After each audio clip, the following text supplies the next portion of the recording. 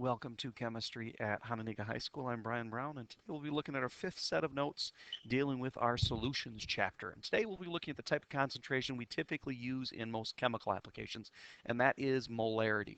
Now, molarity is represented by a capital italics M, and it's typically used, as I said, for most chemical applications. So in chemistry, when we deal with concentrations, more often than not, we're going to be dealing with molarities. Now, molarity is actually an abbreviation for moles per liter. I should say the capital italics M is an abbreviation for moles per liter, and they can be used interchangeably. But molarity itself stands for the ratio between the moles of solute in the solution divided by the number of liters in solution. So it's another comparison of solute to solution. And our units are the capital italics M, which remember means moles per liter, and those can be used interchangeably. And the capital italics M is pronounced molar. So this is a 2.4 molar solution, means we have 2.4 moles of solute for every liter of solution. Now there's three fundamental types of things you need to be able to do with molarity, and the first one is just to calculate it. So what's the molarity of a solution of 42 grams of NaCl is dissolved to make 428 milliliters of a water solution?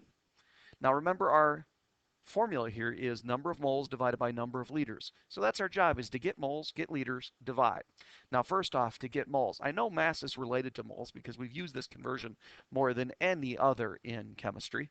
And that's just a molar mass conversion. I don't want grams of NaCl, I want moles of NaCl. And from the periodic table, I know there's 58.5 grams of NaCl per every 1 mole.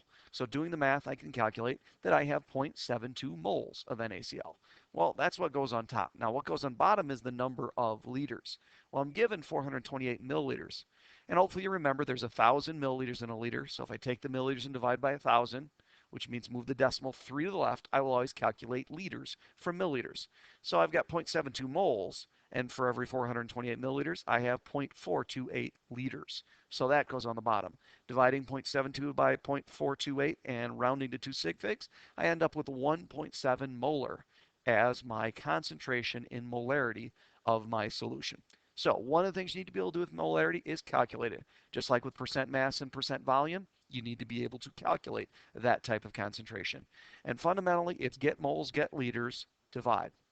And that equation is going to be useful for at least one of the other things we use molarity to do. Now, the second thing we do with molarity is we use molarity as a way to understand how to prepare certain molar solutions. Now, if you want to make a specific volume of a solution with a specific concentration, the first thing we're going to use is the molarity equation. Now, there is a way to do this by purely dimensional analysis, but I think it's easier for students to use that same equation we just looked at. Molarity equals the number of moles per liter. Now, in the problem, they're going to tell us what the molarity needs to be and what the volume needs to be. I just need to put those two together. And before we were finding what is the molarity, now what we're actually trying to find is what is the moles of solute. So they're going to give us the molarity, they're going to give us the liters. We're using the same equation, but solving for a different thing. In this case, we're solving for the number of moles, which would equal the molarity times the number of liters of solution. Now, once we know how many moles we need to get, I need to convert that in a number that I can measure, because there's no such thing as a mole balance or a mole ruler or a mole cylinder. So what I need to recognize is there's a relationship, and we just looked at this relationship, between moles and grams. So if I know what the moles are, I can use molar mass to convert that mole to a mass amount. And then I would be able to calculate how many grams I would need to weigh out. Now I would dissolve that in water and then dilute it to the required volume, and I would get a certain molarity at a certain volume. So in our second step, we're going to do our same old molar mass conversion, but in this case, we're getting rid of moles and going to grams, so now molar mass ends up on top and our 1 mole ends up on bottom. So if we want to make a certain molarity at a certain volume, first use the equation to determine the number of moles, and then second use molar mass to convert that to a gram amount.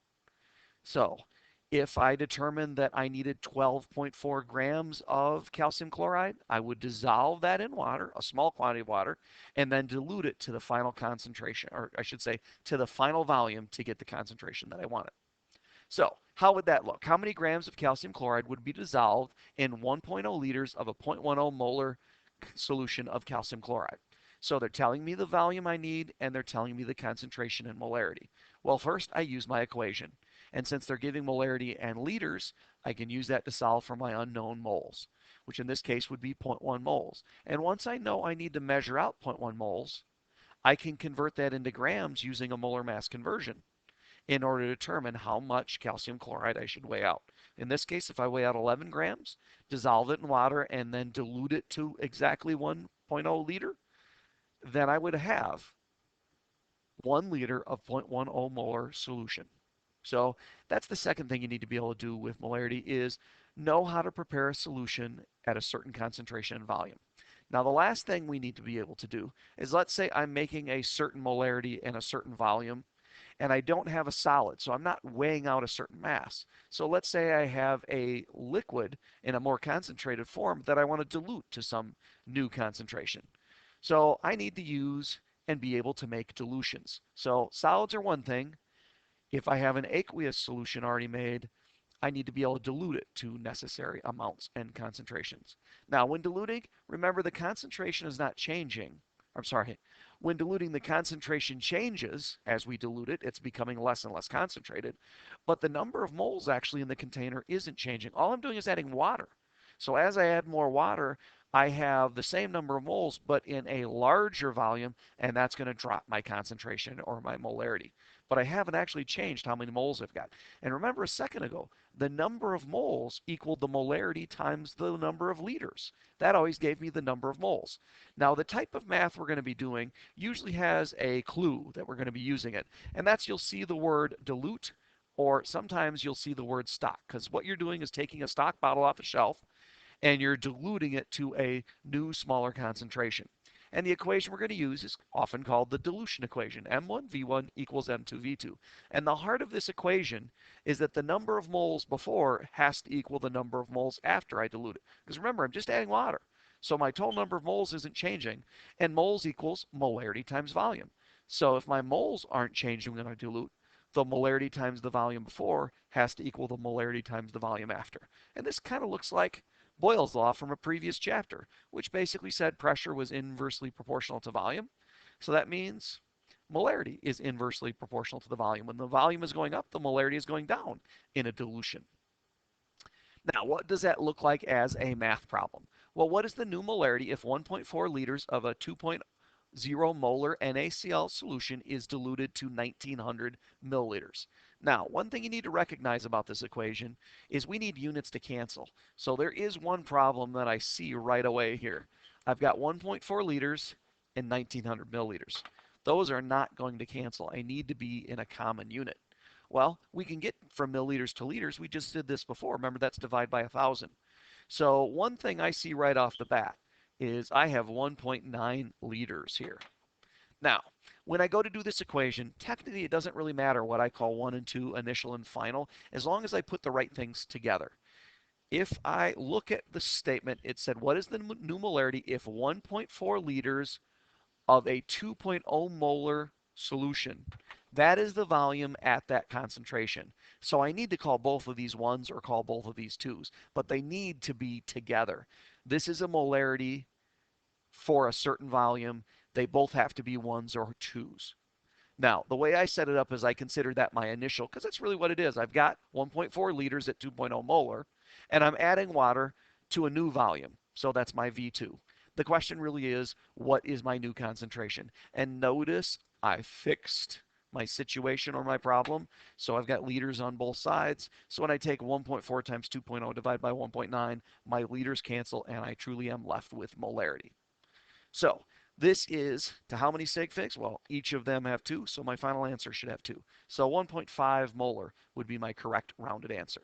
So keep in mind, for concentrations dealing with molarities, you need to be able to calculate a molarity. You need to be able to make a solution at a certain molarity when I have a solid. And you need to make a solution at a certain molarity when I have a solution.